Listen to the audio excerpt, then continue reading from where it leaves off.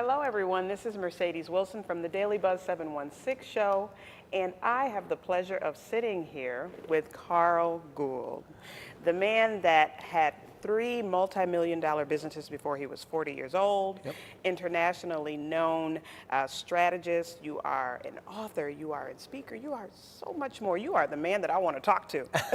Well, thank you. Thank you. Welcome to the Daily Buzz 716. Thank you for having me. I'm looking forward to it. Oh, yeah. So we have the awesome time to talk about women in business. Yeah. First, I want to start by saying, what have you experienced in what you do? Is there a difference between women in business and men in business, in your opinion? Well, there's no question about it. Now, it depends on when we talk about women in business. As a woman entrepreneur, there's, as far as the marketplace is concerned, there's no difference. The buying public wants their problem solved. They want to work with someone that'll create a great experience. So if it's a male or a female, nobody cares. If you can solve my problems, you'll be my vendor, and I'm gonna be a very loyal customer for you. Similar in when you say women in business, as far as being an executive or an employee of a company. Again, if they are able to solve the problems and bring value to their employer, the employer is going to have them as part of their business. Where it starts to get different is family dynamics, career paths, longevity, sustainability. All of a sudden now that throws some variables into the mix. Okay, so let's talk about the family dynamics part of it. So many women are in different stages. Some women, are the breadwinners of the home, so they have to have that full-time job, but in the back of their minds have the desire to have their own business. You have some women, like myself, I started a nonprofit out of my battle with breast cancer, and I kind of took the leap and left that 9 to 5. Then you have, some women that may just say, you know what, I want to do something different. So let's talk about the women in different stages. What do you say to the woman that has the 9 to 5, but says, I want to have a business on the side that maybe I can start part-time and then it can grow into something? Sure. Well, so the woman who wants to get back to, we talk about work-life balance. Yes, yes. Very possible, but it's more like work-life integration at this point, where you want to integrate your work into your family life, or you want to get your family back into your work life, or at least into your life. Is that possible? It's balance. Not only is it not possible, but you would be bored if you ever had it, right? But integration, it is possible. Then now, here's where female entrepreneurs and female executives can take a page out of the male playbook. They're very good at letting go. Okay. The skill every entrepreneur, every executive has to learn is good delegation and how to use leverage for other people.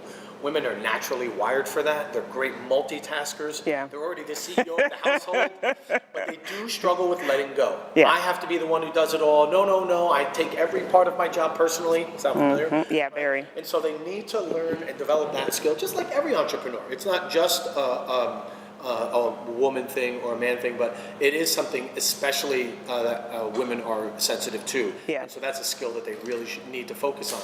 But they certainly can create that balance. They don't have to be 9 to 5, and the employer doesn't care that they're 9 to 5. They care that they're getting their problem solved. Okay. So the marketplace 10 years ago, we probably couldn't have this conversation because technology didn't create the tools where we could be freelancers and rent an executive or part-time employee or work at home part of the time, work at, at the office part of the time. People who want to have that, work-life integration that we talk about. Okay. What's the first step to that? Well, the first step to that is to identify what value do you bring to your employer or to your clients. Okay. And so here's how it goes. If you make $100,000 a year, you have to make the case to your employer that you bring $500,000 worth of value to the company, 5x. Okay.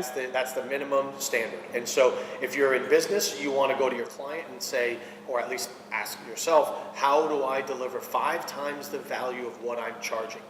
Once you get to that threshold or above it, you can start to dictate terms. Okay. If you are under that, then you know what? I'm sorry. You're going to punch the clock, and someone's going to tell you how to spend your day. Well, once you're providing that much value, you're now in the realm of what an employer wants very desperately, and what a client or a buyer wants from you very desperately. So number one, identify your value. Okay. Once you've done that, now you've got a value proposition that you can go pitch to your employer. I would like to work remotely, outside of the hours of 10 to 2. I could be in the office between 10 to 2, but I'd like to work remotely for the other 20 hours of the week or 10 hours of the week. And here's why I think I can do it. Here's how my life is working out. Here's where I can make the time, and I can deliver just as much value. Now that sounds like a very bold move.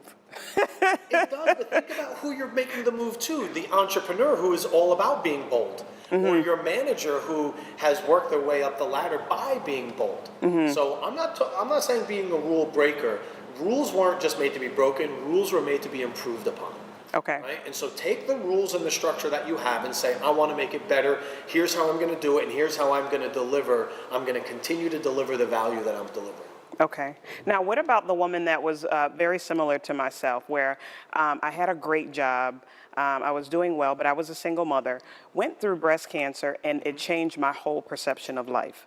So you come back to work and you say, I can't do this anymore. Like, this is not what I want to do anymore. It's no longer your calling. Correct. Yeah. How do you make that transition for women out there that say, oh my gosh, I went and saw this, and now that is what I want to do? Right.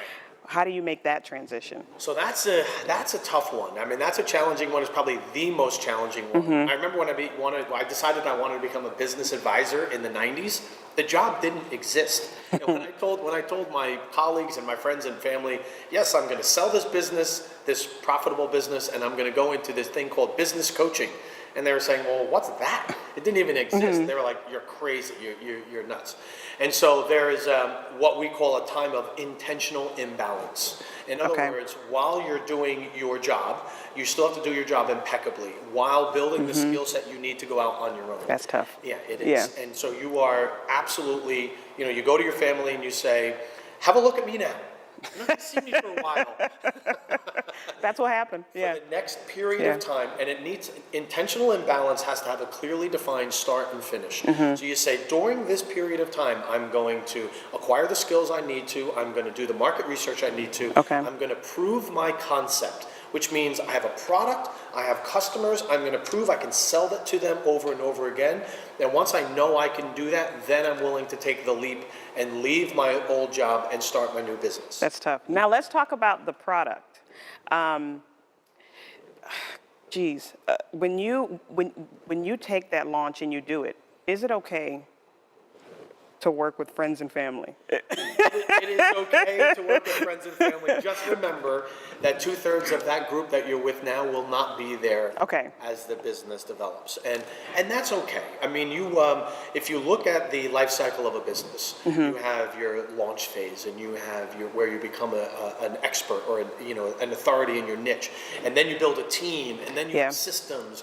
There's a point where you go from an entrepreneurial managed business, which is everybody wears all the hats and it's all hands on deck, you know what that's like. Then you go to a professionally managed business. And the difference there is all the roles are clearly defined. I come to work, I am given a certain amount of work, I have my task. It's like an assembly line, and then I pass it off to the next person. Yeah. So entrepreneurial employees are not always professionally managed employees, and vice versa. Yeah. You take a large corporate employee and put them in a small, agile, growing entrepreneurial business, and they fall apart. They can't handle it. It's too stressful for them. Conversely, you hear the small business employees say, oh, wait a minute, are we going corporate here? What's happening? This is not fun anymore. Yeah. That's totally cool. Love them for the time that they provided value to your business. And then when the time comes, let them go their way and find the next entrepreneurial business to work and start up to work in as you evolve and your business builds the systems and structures it needs to go to the next level. Okay. That's great. It's not easy, but that's... I am one of 10 kids, and all except for one, at some point or another, worked in one of my businesses. Jeez. It just as I've worked in my brothers and sisters' businesses. So, but they all don't work. We all don't work together now.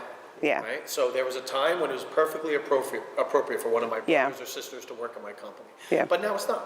Yeah. And that's totally cool. Yeah. I love you, family. That's to all my... I do love you.